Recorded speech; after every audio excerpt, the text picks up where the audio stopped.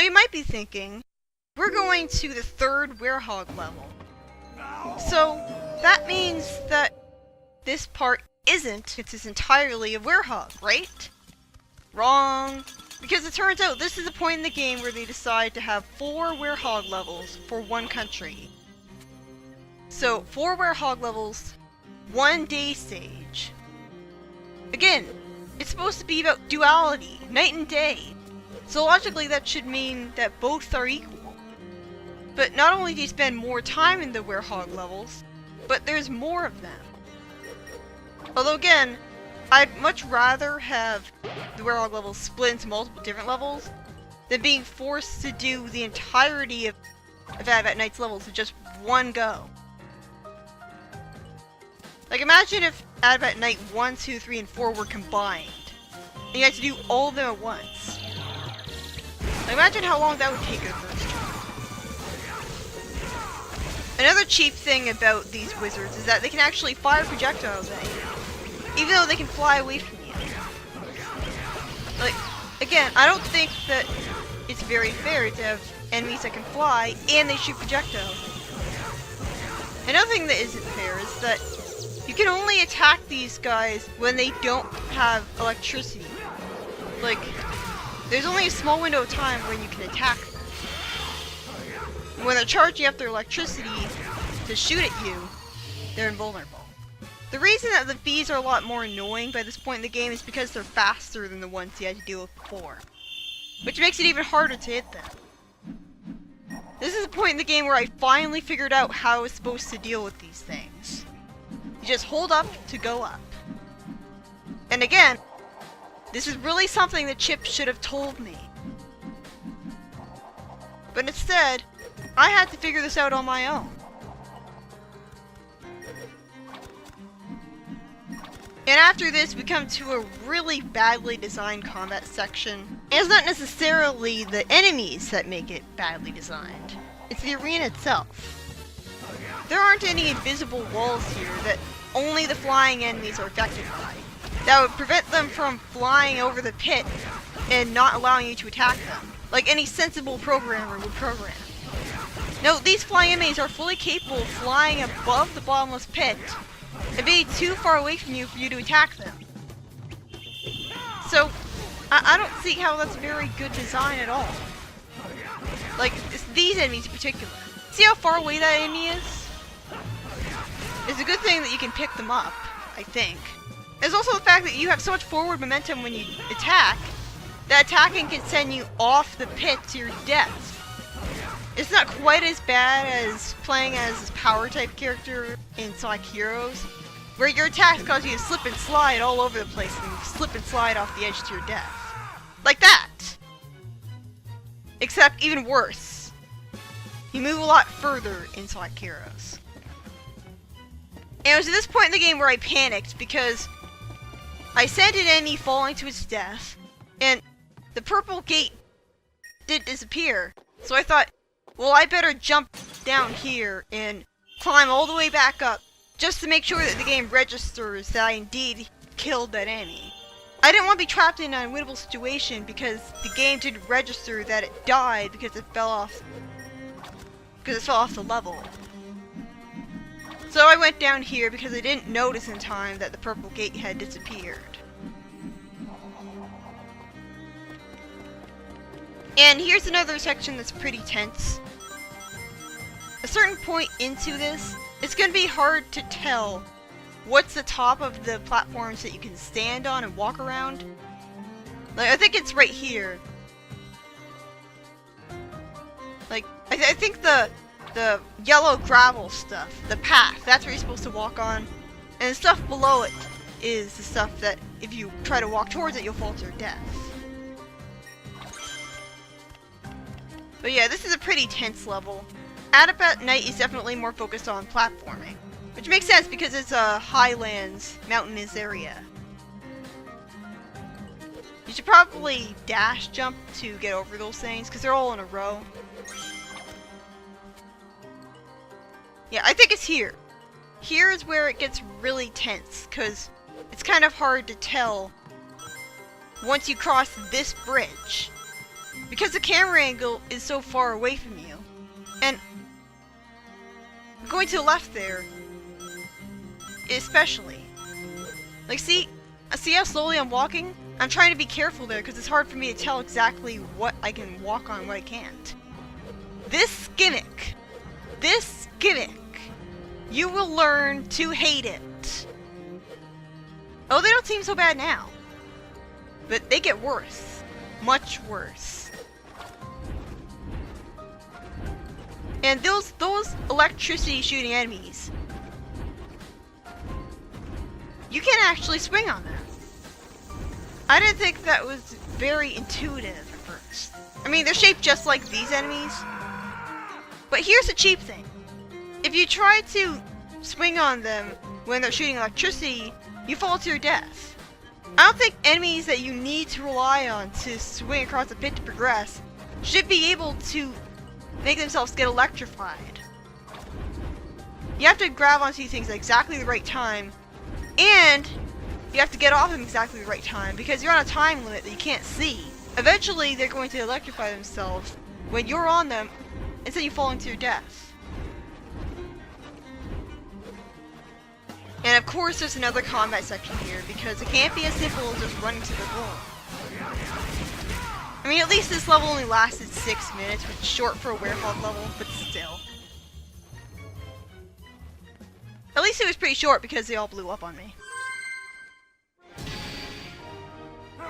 Can I start over?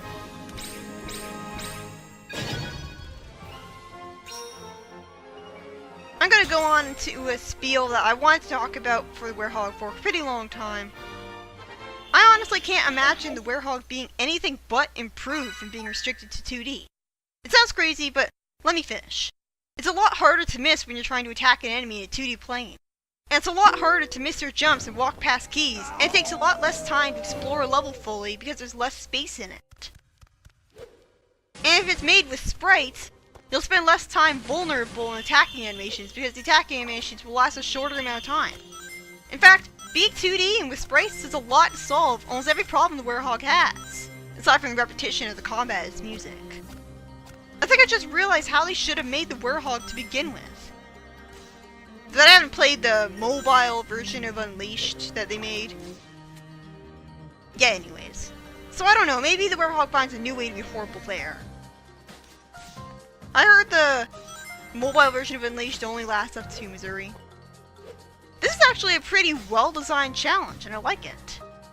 You're pretty aware of how slowly you sidle back and forth and hang on those things. So here's the thing. You have to use strategy and ingenuity to figure out that, okay, this is a really long row of spikes, so I shouldn't try to be risky and sidle past them. What I should do instead is hang off the ledge, and then just go to the right. So it rewards skill and good thinking. Now this is pretty annoying. Like, it takes such a long time to get here, even though you're probably going to be jumping up to it from that tree. And then it just goes on without you. Because you walked off it. I had a really miserable time first playing this level. And it's mainly because of that one section at the end. So now you have to wait for it to come back, which takes a pretty long time. And then you have to wait for it to go again. There's so much waiting. Why is there so much waiting in a Sonic game? And this is bullshit. Because the camera is too high up, I can't tell that I can't jump high enough to get up here. And the fact that Sonic's momentum, and the fact that Sonic stops falling when he's attacking midair, doesn't really do anything to help me. Okay, this part seems exactly as high up as the part that I jumped at and fell to my death in. So is there an invisible wall that I hit or what? Most of the time the game's problem is that the camera is too low. But there it was too high. And it's really cheap that you have to deal with bees attacking you while you're trying to focus on this thing. At least his attacks are very clearly telegraphed. But the problem is that he has so much reach. It's very easy for him to hit you. And there's also the fact that while you can throw crates to deal damage, you're pretty sick of crates by this point in the game because crates don't really do enough damage to be satisfying. And of course you can dash attack and kill them. And just dash into them, destroy them normally. Why would they make it so that you can dash into them to destroy them? You're never going to want to do that. I mean, there's no items hidden in them or anything. A good way to deal with these titans is to jump and spam the mid-air special attack. Just keep doing that and you'll deal an okay amount of damage. And you can control yourself pretty well in mid-air. So you can dodge his attacks and just jump all around him. Just keep doing that, because you're more vulnerable when you're attacking on the ground. When you're attacking on the ground, you're kind of stuck in your animations. Your animations need to be shorter when you're attacking in midair. And now we get to a pretty creative puzzle. This room reminds me of Skyward Sword. Like, the room in the sky that you would do this stupid pushing puzzle to move a bunch of platforms around, and eventually it would create a bridge. This is what this reminds me of. It took a little while for me to remember how I was supposed to even control this in the first place. Like, I keep moving back and forth. Like, the control prompt there, I don't think it does its job very well. It doesn't look like you can jump high enough to reach that unleash door. So what's even the point of making that platform go there in the first place? Like, it misleads you. I think I would have preferred it if in the controls prompt, instead of an oval-shaped red ring, you saw an actually circular one. That would have made it a lot more immediately obvious to me that it's supposed to rotate the controls like in a circle. But yeah, this is a pretty creative puzzle. Like, there's two puzzles that I really like in this horrible, horrible level. Why did they have to be restrained to this level of all things? This level took me... Well, that's not including the second try, because I lose all my lives here. It took me 8 minutes. And then you add on 11 minutes to that, because I had to do it all over again. So this level's pretty long. And of course the combat sections are not really that enjoyable.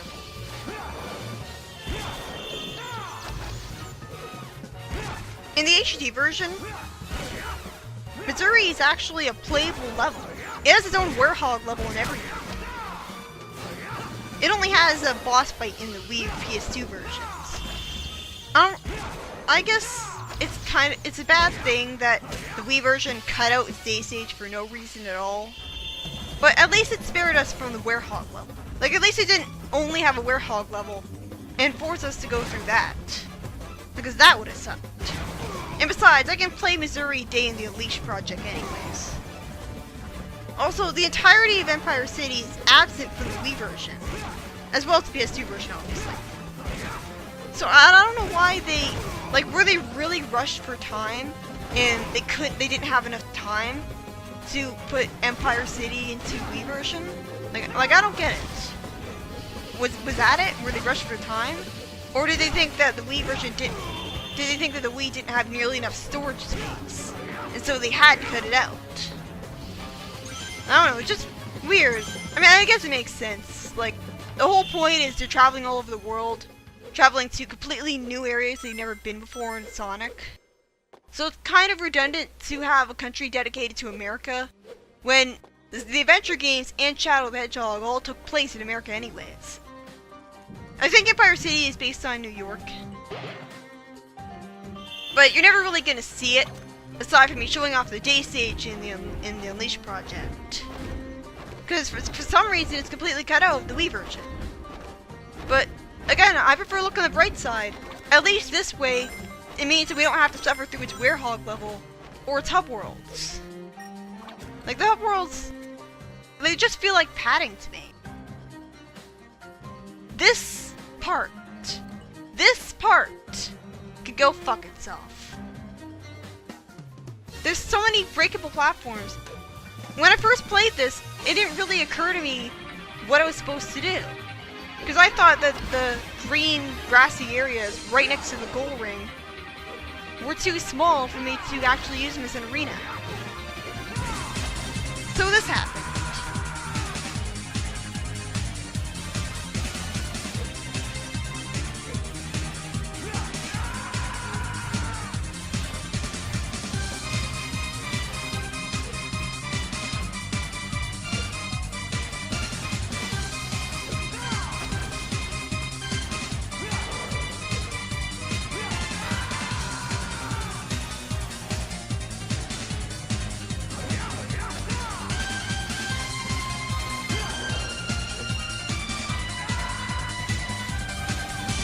Great fucking design!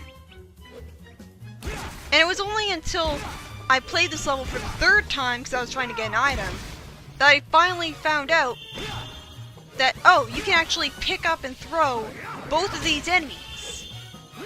I didn't realize that because it had been forever since I beat Spagonia Night 3 where I discovered that fact. The only way that you're going to easily remember that you can pick up these green wizards that look too big to be picked up is if you try to beat the game all in one sitting or something. Like, I don't know. It was just way too difficult for me to finally get the idea to do this. I mean, look at how tiny this arena is. I was lucky that I managed to get the idea to lure all these enemies to me. It's not really fair that these enemies can fly over the bottomless pits and completely ignore the breakable platform hazard that you have to deal with. Like, there's a whole bunch of different platforms there, but it might as well only be 9 because there's so few platforms that you can actually reliably take advantage of. Most of them just fall apart when you're standing on them, and I would have preferred it if they progressively showed signs of damage as you stood on them, until finally they completely broke and fell down. That way it would have been more obvious when they would fall down. And also the camera doesn't really make it easy to tell that there are different heights from each other, and so you can't necessarily dash jump from one to the other. And the camera also makes it hard to tell how far apart they are.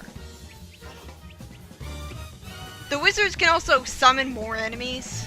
I don't think they can summon other wizards though. That would be really cheap. But yeah. This just pads out the game even more. I'm just spamming the mid-air attacks here because, again, I completely forgot that I could actually pick these guys up. And of course I fall to my death, rendering all of my efforts pointless. Or does it save the amount of damage that I did? I mean, it saved the amount of damage that I did to that Titan in Chennai. Either way, I think that what you should do is entirely focus on the green wizard. Like, obviously after you've defeated the green wizard, you'll still have to deal with the flying enemies to get rid of the purple gate. But just focus on the green wizard because that's the thing that you really want to defeat. I think if you defeat these guys before this guy, then he'll summon a whole bunch of enemies. But if you back him up to a corner and just stun lock him and constantly attack him when he's backed up to a wall, he'll be fine.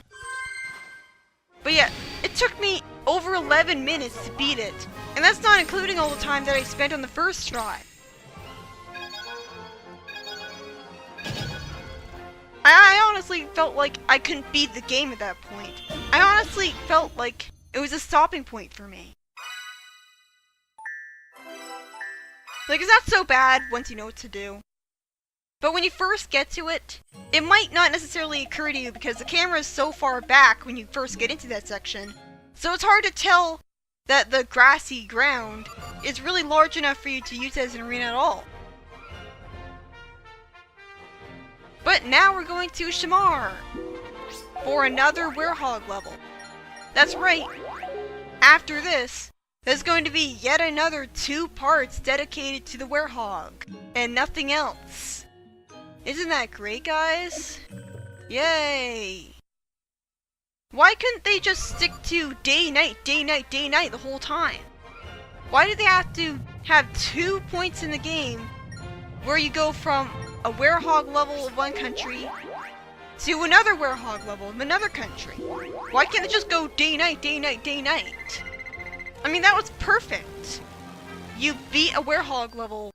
Like, you beat a whole bunch of werehog levels. Congratulations, now you get a day stage. But here, you beat a whole bunch of werehog levels. Your reward is even more werehog levels. Isn't that great, guys?